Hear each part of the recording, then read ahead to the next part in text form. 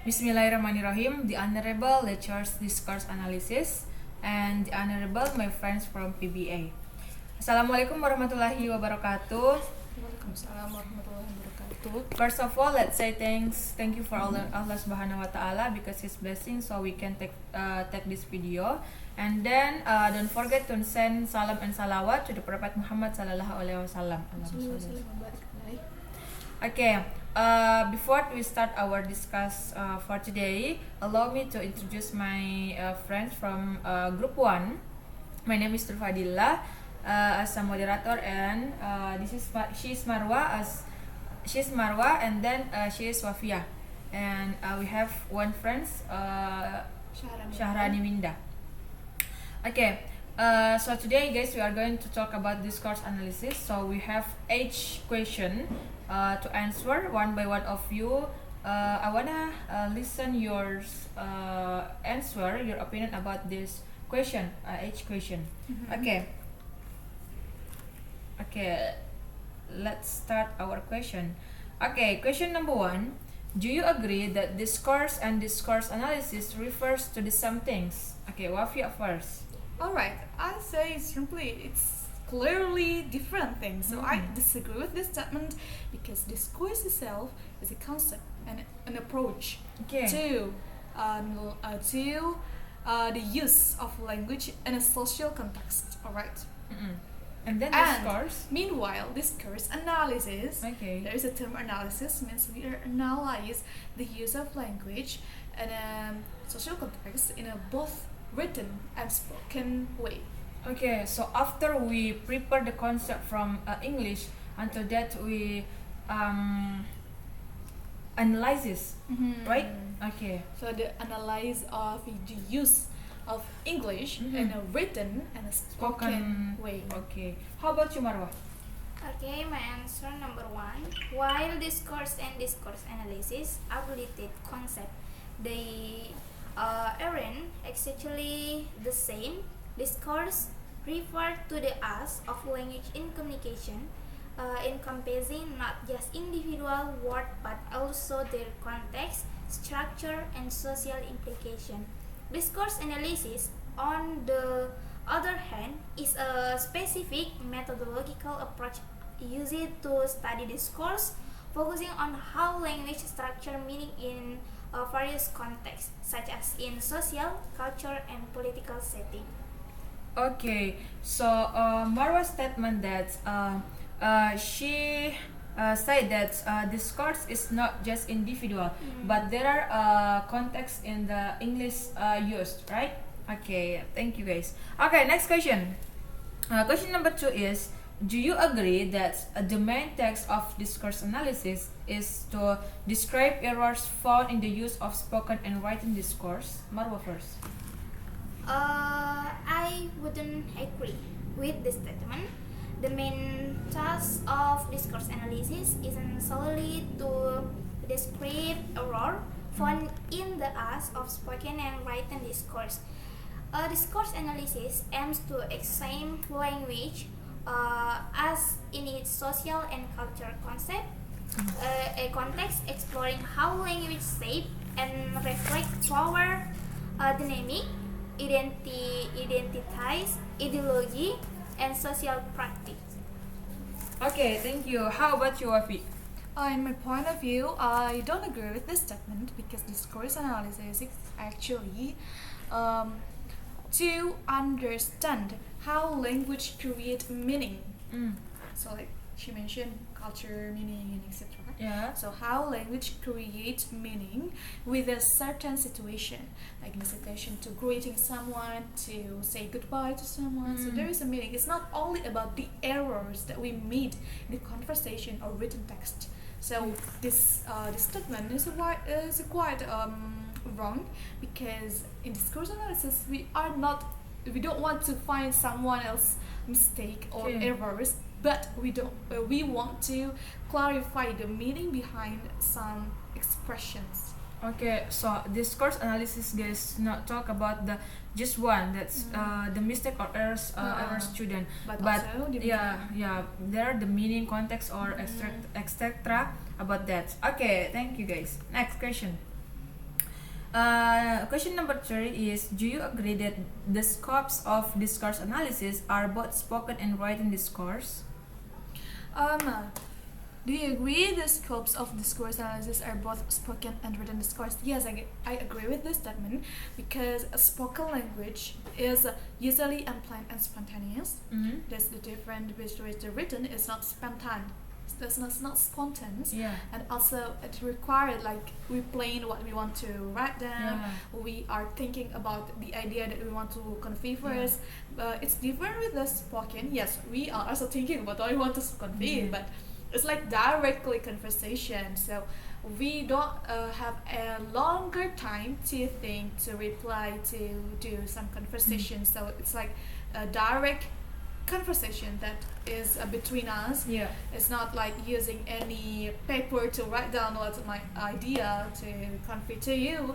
So that's the main difference. So I agree that the scope of discourse analysis are both spoken and also written discourse. Okay, how about you?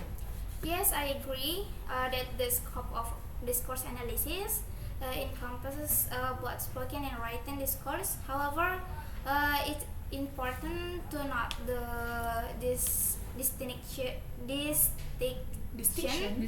between these two forms of discourse: spoken discourse, written discourse, and while both spoken and written discourse.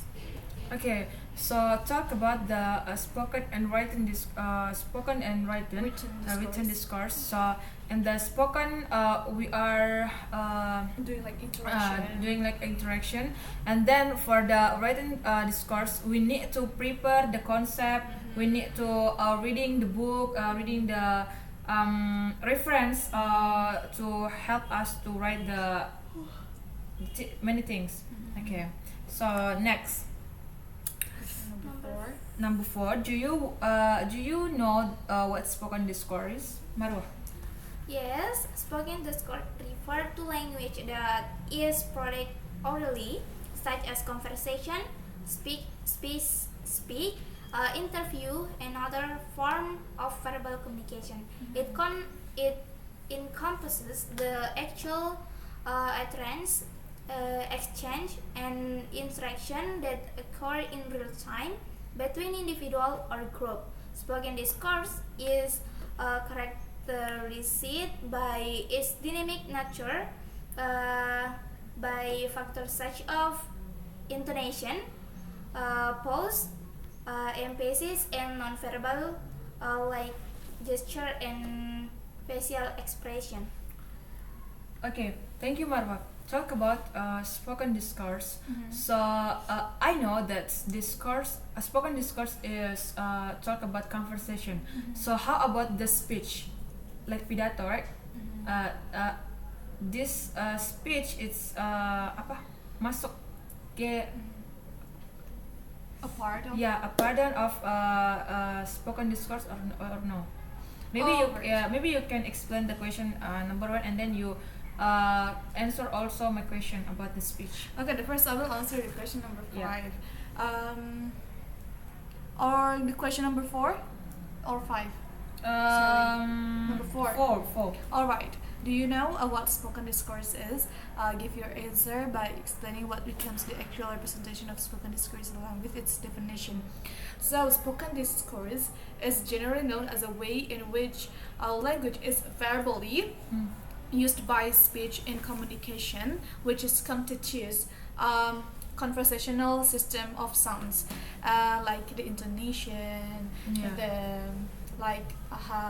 the pitch of sounds, and etc.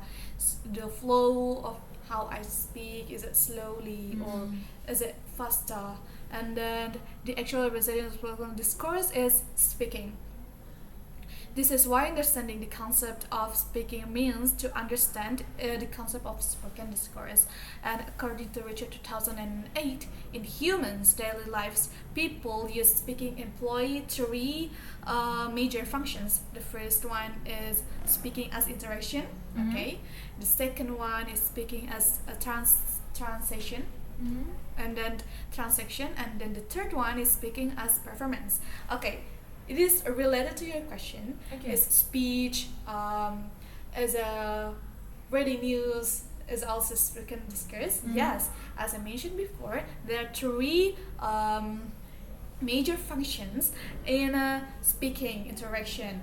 The first one is as interaction, daily conversation. We have a speaker and also listener that get you replay what I'm saying. Different with speech that I just as a speaker, you are as a listener, so you don't give a feedback to me, you don't say give a nodding or something like that. I just give you some information. So at times it's used as a performance, speaking as performance, and also debate is also speaking as a performance. But in debate we get we get the feedback, right? We get the feedback. That's the point. It's not a performance, but it's transaction. So it is actually can be said as also as a performance because it shows like how do you get the information, how do you give your argument to your your point of view to your audience also. So I will say that it's also a performance, but we will describe it like a lot of types in the performance, like a dialogue, also speech, also debate, and etc. So it is also as a conversation or a type of speaking skill in a performance way. But in a conversational, we have interaction that naturally, and then in social interaction, it's not formal at all. Yeah, I get it. I get the point. Okay, thank you, Wafiyah. Thank you, Marwah, for your great information from this question. Okay, next question number 5. Do you agree that interactional speaking is one of discourse analysis scopes in spoken discourse? Marwah. Yes, I agree that interactional speaking is one of the scope within discourse analysis when studying spoken discourse. Interactional speaking refers to the use of language in everyday interaction, conversation, and social encounter, where the primary goal is not just to convey information, but also to establish and mention social relationship, negotiate meaning, and coordinate action with other. Okay, thank you, Wafi. Okay, since speaking display interactional functions, and this is kind of speaking is also recognized as interactional speaking. So I agree with this statement that interactional speaking is one of discourse analysis scopes in spoken discourse, because as you always give a feedback like you will say it like so that's this right. is the example, right? So you say like that's right. I agree with you, and that's the interaction that between us. You give a feedback directly with me. So I agree that interaction. So there is an interaction between us, between you. So among us there is an interaction because we are giving a feedback. It is simple example for that. So I agree that that interactional speaking is one of discourse analysis scopes in spoken language. Okay, so we are going. We have the show you guys the question from number 5. So talk about the interactional. So we are going to. I also give feedback Wafiyah answers that like it seems like that. Okay. Yes. So this is very clearly for question number 5. Next question. Do you agree that casual conversation and classroom conversation are different? Casual and classroom. So this is two things that we are going to talk about this. Okay, Wafiyah first. Okay, I really agree that both of them is a different thing, because simply example. Casual and classroom. Imagine that you are in classroom. When you want to talk to your teacher, you're not saying like directly answer the question. Like you have to hands up. You have to Raise hands your up, hand, raise yeah. your hand, and then when the teacher allow you to answer the question or allow you to give a question, that's you started to speaking. Okay. But if the teacher didn't allow you, you don't have to. Or the teacher like we don't have any Because time, this is so adab, right? yeah, we have a like culture or like forms in a speaking in a classroom. So it's similar like formally like it has our own way to speak in a classroom, but different in a casual conversation. We don't have any permission to speak. So like when you want to give another question to me or like giving a response to my argument, like you just have to give directly give the expressions to me. Like you don't have to get a permission like may I give a Yeah. question about your It is question. very formal, right? Okay, so Okay. that's different. Marwah. Yes, I agree. Casual conversation and classroom conversation are indeed different in several ways. Purpose and context. Casual conversation typically occur in informal setting among friends, family members, or acquaintance, where the primary purpose is often socializing or exchanging personal information. For example, casual conversation, two friends chatting about their weekend plan, and for example, classroom conversation, student discussing literary analysis of a novel with their. Okay, so this is very clearly talk about the casual and classroom conversation because normal and informal, right? Formal and informal. Yeah, formal and informal. So in the classroom, we say that this is the classroom conversation. So student must to raise their hand if they wanna ask the question for the teacher. But in the casual conversation, just say sorry, no. Okay. Just have to speak directly and naturally. You don't have to think about some rules that you have to follow. Okay, next question. Number 7. Number 7. Do you agree that classroom is the first place for learners to learn and to practice English? Can I answer first? Okay. For me, I don't agree with this question, this statement that say that to learn English just in the classroom. Yeah, to learn first time. Yeah, first time. Just I think this is statement that say that for young learners, if they wanna learn English just in the classroom, in the school. We just have to get it into classroom. Yeah. But for me, no. This is era. This is a modern era. Yeah, this is the modern era. We can get the English language in the handphone, mobile phone, for example. In this mobile phone, many things we can get from this. For example, many things apps that we can use to learn English, and then in the YouTube we can learn from YouTube, TikTok. Yeah, this is very I don't agree. The point is I don't agree. How about you, Wafi? You agree? Yes, I agree with this statement. As an Indonesian learner, it's like 10 years ago. Yeah. Like, maybe 11 years ago when I first time to learn English. I don't know. I don't really exactly remember, but what I remember, I started to learn English in my junior high school in a classroom. Yeah. That's the first time I knew about English. So I would say, as an Indonesian point of view, Indonesian learners, and that era, there is no TikTok or example like we YouTube. don't even have mobile phone at the time. Yeah. So we learn English directly the first time in the classroom. From our teachers. So from our teachers, and we just learn about some vocabularies that we have to remember about 100 vocabularies in a day, and then yes, I agree that the classroom is the first place for learners to learn and to practice English as a point of view as learners. And then, that's my point. Okay, Marwah. While classroom can be important environment for English language learning and practice, I wouldn't say they are always the first place for learners to do so, nor are they universally the best or only place. Here why?